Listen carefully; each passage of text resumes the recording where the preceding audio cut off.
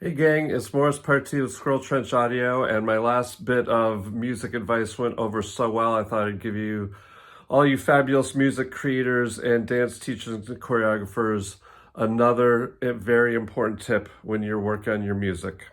And that is, you need to be able to hear very clearly and very accurately what it is that you're creating.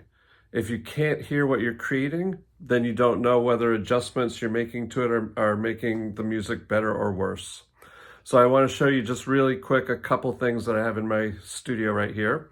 And that is these pair of studio reference monitors. These are the two primary speakers that I am listening to all of your fabulous music on most of the time. And they're not ordinary speakers, they're not hi-fi speakers, they're not speakers you'd put in your living room. They're known as studio reference speakers. Now here's the great news. They are not expensive at all. In fact, it's less than $300 for the pair. They are Tannoy Reveal 502As, I believe they are. And this is the woofer in each one of them, this part here. They're not big. They're only 5-inch woofers. That whole speaker right there is maybe 12 inches in height. And you got the little tiny tweeters on top.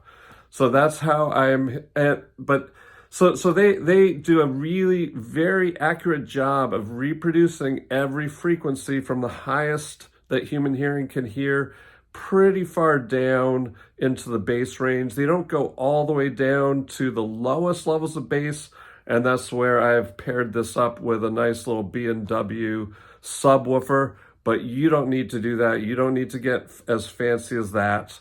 They are very accurate so that when I create music and making adjustments to your mix and your music, I can hear the details of what I'm doing.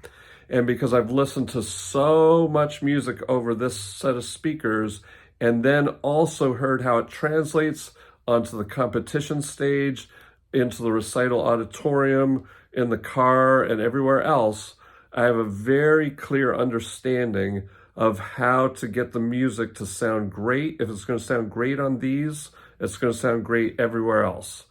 If you can't hear, if you're working on really cheap speakers or, heaven forbid, laptop speakers, iPhone speakers, you can't really hear what you're doing. You can't hear what adjustments that music needs to make to sound the greatest. Now, I realize that most people aren't going to get that serious about their music, but we've already talked about how if your music is off, it can create false starts in performance. But yeah, so anyway, if you're not don't want to spend $300 on a set of really good quality speakers, the next best thing is to use a set of headphones. And it really almost doesn't matter what set of headphones, as long as they're like decent quality. This is a set of Samson noise canceling headphones.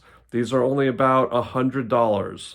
It's not the most it's certainly not the most expensive headphone. It's not the cheapest, but it is good enough so that you're getting that really clear picture of how your music sounds. You'll be able to hear clicks, pops, glitches in your edit points that you may not hear if you're just working on, say, a laptop speaker or some other not as good sound system where you just can't hear what it is you're doing. So anyway, back to making music for you fabulous choreographers. I know I've got a lot of music to make. Me and my team are on it, and we are going to get you that fabulous, incredible music. Take care.